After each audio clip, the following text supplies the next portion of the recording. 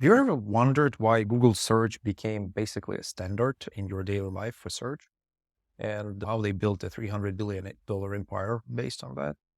I'll tell you about that. Today was pretty landmark case and decision by the Supreme Court in the United States that basically said that Google is a monopolist and they have to comply with the antitrust law to continue their business.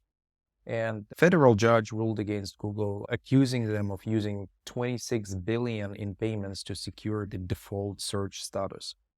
And I want to highlight the importance of this default option.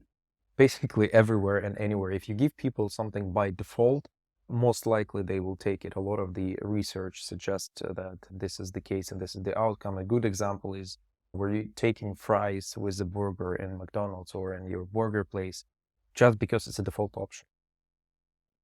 And so Google had all of these deals with companies like Apple and others and paying them ridiculous amounts of money. For example, this Apple contract is valued at around $10 billion just for being a default search option. And this created this dominance and a monopoly, as the judges call it. Google defended themselves. They were claiming that the dominance they got was because they had a superior product, which is the case. They do have a very good product. There's no doubt about that. But at the same time, when you spend $26 billion on deals with companies to preserve your default option, I think this is a deciding factor for success. So in this trial, it was a long trial, and the CEOs of Google and Microsoft were testifying there. So Sundar Pichai, Satya Nadella, Eddie Q from Apple also came to testify there. And that's not it. That's just the beginning, because that was search related, sort of default option search related deal. And there's an upcoming antitrust deal focused on Google's ad tech practices, which can severely impact the industry of advertisement. But let's talk about how this specific decision impacts the industry.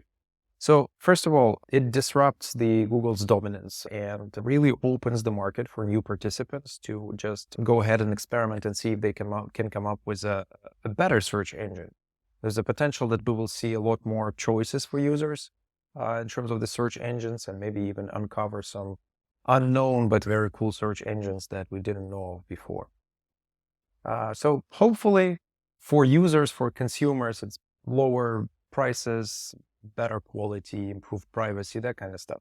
Flexibility in choice. So what's next for Google? I think with this decision by the court, their monopoly is going to suffer. They're definitely going to get hit in terms of the market cap and revenue from the search. It's not clear how much time exactly this is going to take, but the impact is going to be massive. And I think this will force Google to keep exploring new opportunities and markets and fight even harder in the areas like artificial intelligence, because they do need to make sure that they keep growing and they keep being a monopoly and they keep providing value for their stakeholders.